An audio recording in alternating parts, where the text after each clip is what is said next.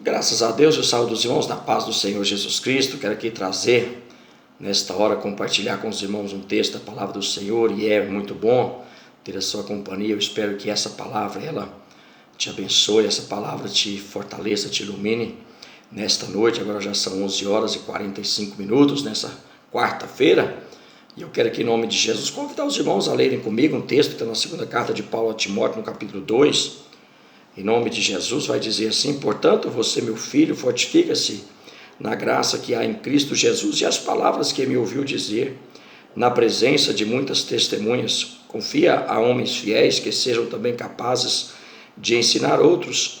Suporte comigo os meus sofrimentos como bom soldado de Cristo Jesus. Nenhum soldado se deixa envolver pelos negócios da vida civil, já que deseja agradar aquele que o alistou. Semelhantemente, nenhum atleta é coroado como vencedor se não competir de acordo com as regras. O lavrador que trabalha arduamente deve ser o primeiro a participar dos frutos da colheita.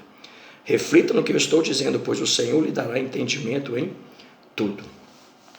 Graças a Deus, esta é uma carta de orientação, uma carta de conselhos aí que o apóstolo Paulo estava direcionando a Timóteo, para que ele agora fosse o transmissor, para que ele agora compartilhasse essa palavra com os homens, com as pessoas, na cidade, em todos os lugares. Então o apóstolo Paulo, ele traz aqui sobre a minha vida e sobre a sua vida, sobre quem de fato nós somos, o que nós fazemos e qual é o nosso papel, qual é a nossa responsabilidade, qual é o propósito de Deus para a nossa vida. Ele vai trazer o primeiro conselho a Timóteo, que ele diz: fortifica-te na graça que é em Cristo Jesus.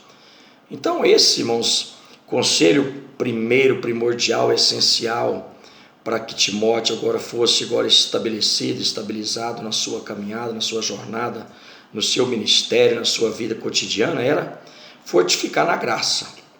Fortificar na graça era nada mais do que andar na presença de Deus, do que buscar a presença de Deus, do que andar segundo os preceitos de Deus. Porque ele fala sobre fortificar-se. Então não é você fazer aí uma musculação, você ficar com seus músculos ativados, não. Ele diz: fortifique-se na graça.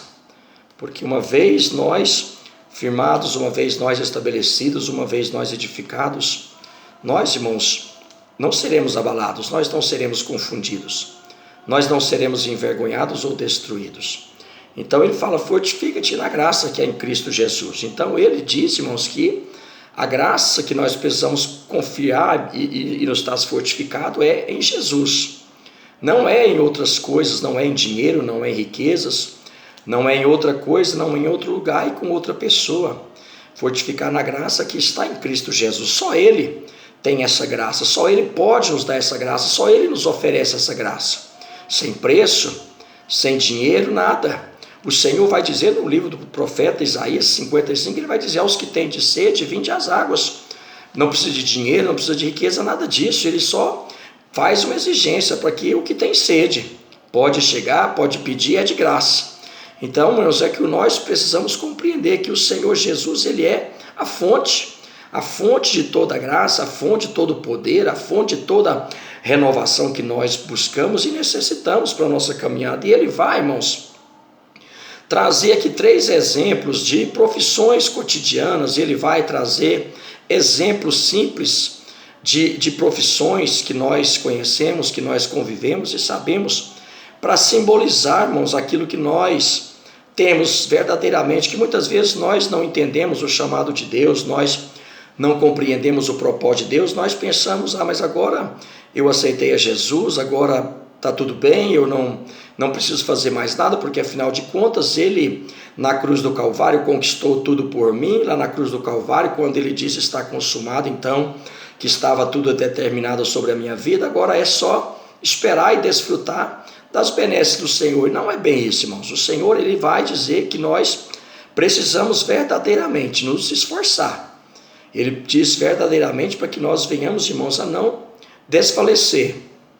Quando o Senhor Deus estava ali, quando Moisés havia falecido, o povo estava agora a entrar na terra prometida. Moisés já não vivia, mas o Senhor chama Josué e diz: olha, a responsabilidade agora é sua, agora é tarefa sua levar o povo agora para chegar do outro lado. As bênçãos, irmãos, estavam bem pertinho dos olhos deles, as bênçãos estavam bem próximas agora dos pés deles, mas era preciso, irmãos, lutar, era preciso avançar e era preciso guerrear. Então o Senhor, ele traz um conselho a Josué dizendo: olha, esforça-te e tem de bom ânimo. Afinal de contas, a promessa estava ali, mas havia gigantes, havia inimigos, havia cidades fortificadas que precisavam ser vencidas, e eram pelo esforço, ela pelo compromisso e ela pela confiança em Deus. A promessa estava perto, a promessa estava sendo liberada, mas o esforço também o Senhor exigiu: esforça-te e tem de bom ânimo. Então, se nós queremos avançar, se nós queremos conquistar, se nós queremos vencer e chegar lá, nós precisamos nos esforçar. E ele vai trazer aqui, irmãos, 3 exemplos de profissões, de posições, que você pode agora também aprender, que nós podemos aprender. Ele vai falar sobre o bom soldado, sobre o soldado que foi alistado. E ele diz: olha, nenhum soldado se deixa envolver por negócio desta vida, já que deseja agradar aquele que o alistou. Ou seja, nós fomos chamados, irmãos, como soldados. Nós, irmãos, somos chamados para desafios, para lutas, batalhas. Quando o Senhor, ele te chama, quando o Senhor te separa, quando o Senhor agora te coloca num lugar e você pensa que, como eu disse no princípio, não exige nada. Irmãos, o Senhor nos chamou, foi para uma batalha. O livro de Efésios vai dizer: revestido de toda a armadura de Deus, porque a nossa luta não é contra a carne, nossa luta não é contra sangue, mas é principados e potestades. Então a minha luta como soldado de Cristo não é lutar contra o meu irmão, não é lutar contra o meu próximo, não é lutar contra o meu pastor, a minha liderança, o meu patrão, o meu funcionário, não é isso. A minha luta como soldado de Cristo, irmãos, é estar preparado, não me envolver em negócios que não seja qual aquele eu fui alistado, aquele que me chamou. Jesus me chamou para um propósito, para batalhar, e ele disse: olha, eu te dou poder. Então esse poder, irmãos, está com a minha vida, está sobre a sua vida. Como bom soldado, nós precisamos estar atentos a seguir as ordens, porque nós somos chamados e seguimos um regimento, seguimos, irmãos, alguém que está superior a nós, em que ele diz vai, nós iremos, em que ele faça, nós fazemos, em que ele diz fica, nós ficamos. Nós somos servos, somos chamados para servir, nós somos chamados para obediência. O Senhor, irmãos, não tem prazer no desobediente, no rebelde, não tem.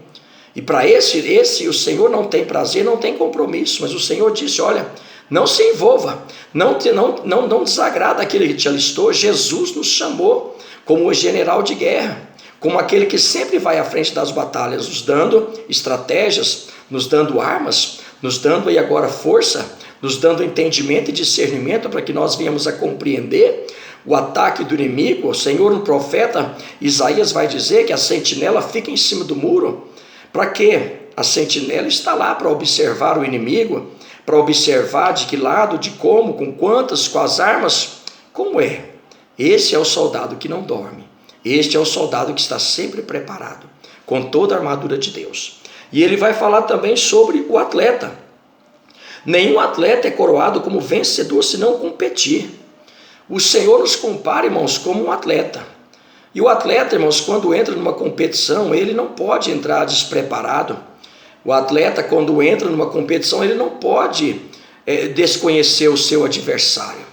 Quando nós entramos, irmãos, numa batalha, você pode observar em qualquer esporte, seja futebol, luta, atletismo, qualquer corrida, qualquer competição, irmãos, eles estudam os pontos fracos e fortes do adversário, ele vê a preparação do inimigo, ele sabe todas as coisas. Ninguém entra numa batalha, numa competição, irmão, sem conhecer os competidores, os adversários. E ele está dizendo aqui, olha, nenhum atleta é coroado como vencedor se não competir. Então, irmãos, se nós estamos hoje aqui, irmãos, ele nos traz o exemplo de atleta, onde nós precisamos estar treinando para competição. A nossa vida é uma competição. O mundo hoje é uma competição. Hoje tem uma competição em todos os lados, em todas as profissões, em todos os meios, tudo se compete. E não é diferente no mundo espiritual.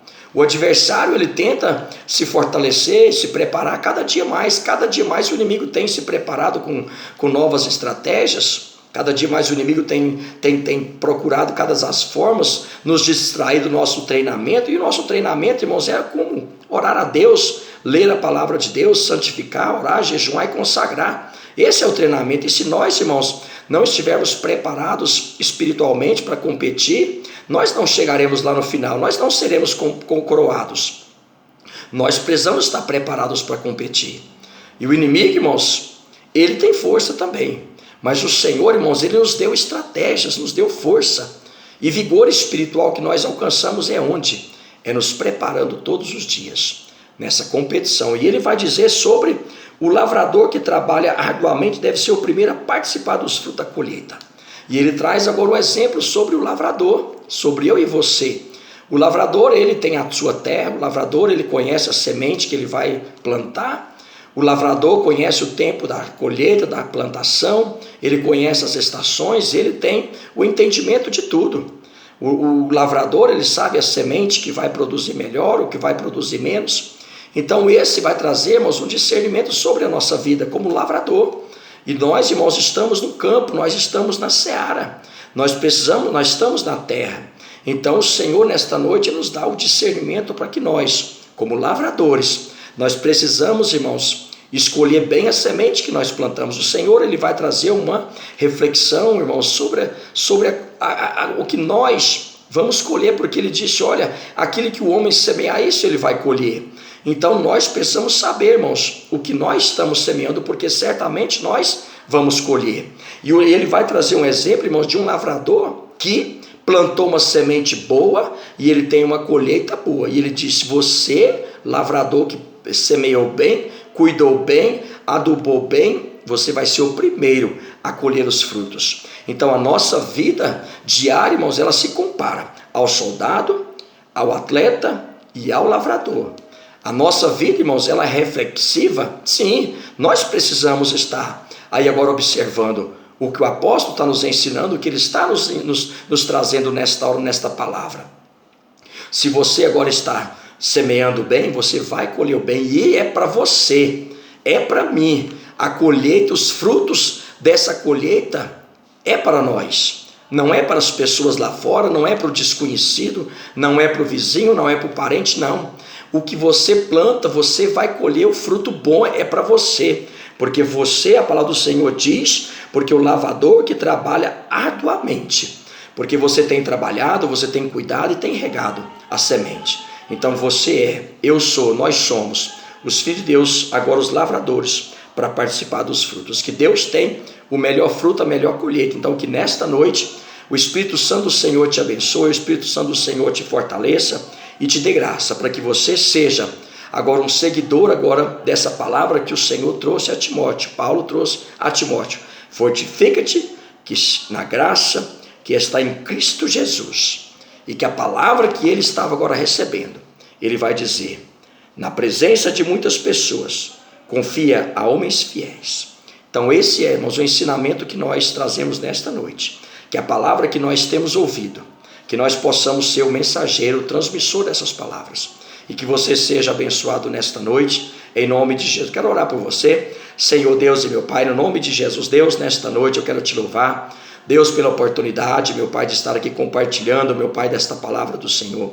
Deus, que esta palavra, meu Deus, ela venha trazer sobre a nossa vida, Deus, um entendimento, discernimento, uma reflexão, que o Teu Espírito Santo trabalhe em nós, nos fortalecendo na graça de Deus, para que nós possamos, ó Pai, cada dia mais, meu Deus, estar vigilantes, meu Pai, como bom soldado, está nos preparando como bom atleta, está colhendo como bom lavrador. Deus, que nesta noite o Senhor possa derramar chuva de bênçãos sobre a vida dos teus povos nesta noite, em nome de Jesus, e que a graça de Deus ela possa manifestar na sua vida. Deus abençoe, fiquem todos na paz do Senhor, que nós, o Ministério Palavra de Vida Eterna, deseja a você uma boa noite, uma quinta-feira abençoada, e que a bênção do Senhor esteja sobre a sua vida, em nome de Jesus. Deus abençoe.